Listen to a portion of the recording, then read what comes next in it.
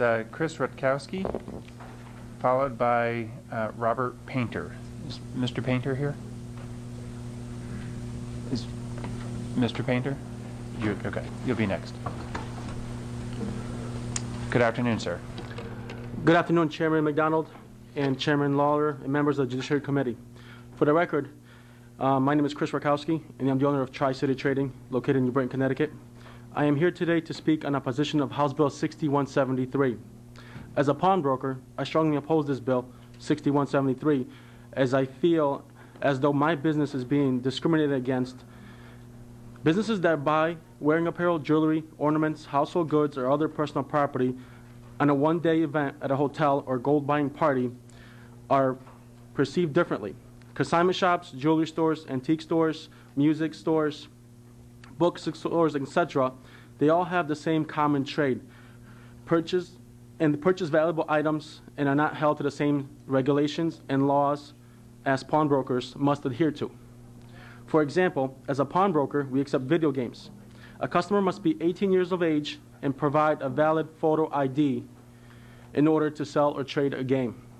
Another example is that valuables such as gold, silver, diamonds, designer clothing, collectibles can end up at a consignment shop or a one-weekend event held at a hotel and gone the next day.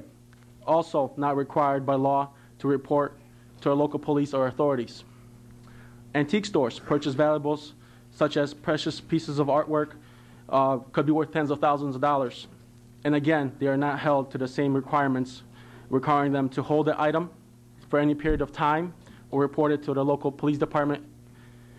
A jewelry store that purchases a diamond ring and holds a precious metal license under this current statute will not have to provide any proof to the state of Connecticut or take a photograph. As a pawnbroker, why that should be a difference. I'm opposed to this bill as written. While it targets only my business, I feel that all businesses conducting these types of transactions should be required to follow the same statute. I feel that this bill, which singles out pawnbrokers, is yet another example of stereotypical perception for a business that is no different other than retail businesses such as jewelry stores, antique dealers, consignment shops, which all depend on an individual consumer buying and selling products. The regulations and reporting that pawnbrokers currently file electronically are not required by similar businesses as mentioned previously.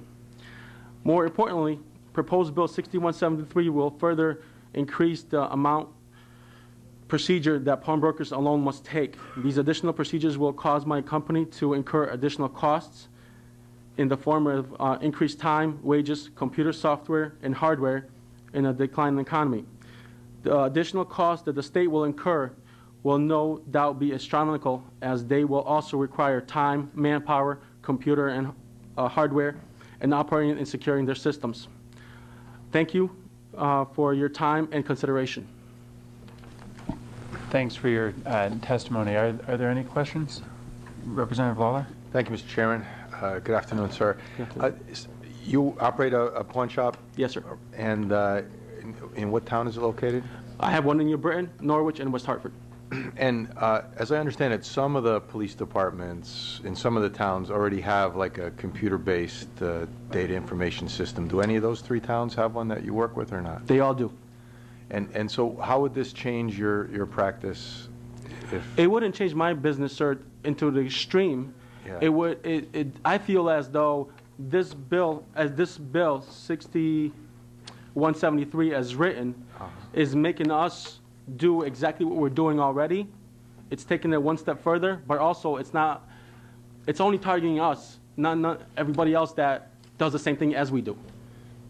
And so how, if this, since you're already doing this, if it passed, how would it affect your business at all? I don't understand. Well, sir, other businesses will cater to that clientele and say, if you had something to sell, right? Right.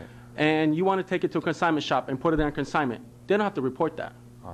And this is regarding, there's another bill in a different committee, 6519, that addresses all this as well, but it also covers jewelry stores and covers precious metal deal license, which I also have. So I guess what I'm trying to figure out is, given the fact that your 3 businesses are located in 3 towns that basically already have this type of system, how would your like it to life include- change? I would like it to include everybody. Okay, so there's no obligations in this bill that would, in and of themselves, make your job more complicated. It's just you think would be more fair to apply this to a lot of different people. There's one part, sir. Well, yes, but there's also one part in here where I have to take a digital image. I already talked to my software company, and they told me that it'd be almost another $3,500 To do what? to take a photocopy of it and have it put on a digital image to be able to transport this securely to the facility where it's got to go. Okay, so you can't just like take a photo of it and email it to the cops? Sir, for the photo to be effective, it has to be in a format 8.5 by 11. Yeah. And I can have written testimony for you that for it to be admissible in court, and this is what we're getting to, is that when the police officer comes in, he's looking for stolen property. My business had 1% of my entire year of recovered property. Why? Because I do take a copy of their driver's license. Right. Okay? So if you bring stolen property to me, you're not going to come to me because you're going to get caught. Right. Because we have to report it. So where are you going to go? Consignment shop, second-hand dealers, jewelry stores that don't take your information, the local guy that buys stuff who's not reporting it, is not licensed by the state. Right, but I guess I'm just trying to figure out if it seems like you're getting to more of the more general fairness issue, but Okay. I'm just trying to figure out how the actual details of this bill would make your job more complicated than it already is, and I just a digital photo is a digital photo, right? And it's just you just email it to the police. They can print it out 8 by 10 or however big they want to print it out if they ever want to print it out. But I mean, it's just a digital photo, right? That doesn't say that. It just says a digital photo. Yeah, It doesn't but say how or anything like that. Yeah, but digital photo is it's like an email, and what the cops do with it, it's up to them. But I mean, they have it. They can print it out. However, I guess I don't see the complexity of that part. We're not set up to do that. We're set up to, I wish I brought another copy of a thing that I submit to my town, and you would see how it's done. I didn't bring that with me, and I apologize for that. Okay. And I wish I could answer your question better, but the president of the association is going to speak later on today, and I encourage you to ask him the same question. Okay, I'll do that.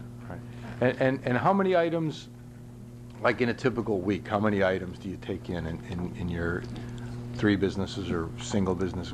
Well, sir, when you come to a pawn shop or a pawnbroker, you want to buy that stuff back because it's just precious memories. It's something that you need to use the money for a short period of time. Yeah. Okay? When you go to how many transactions, to answer your question, I would say 300 in a week. For all 3 businesses together? Or No, each that's business? just one store. Okay. All right. I was just curious how many we're talking about, but that's great. Thank you.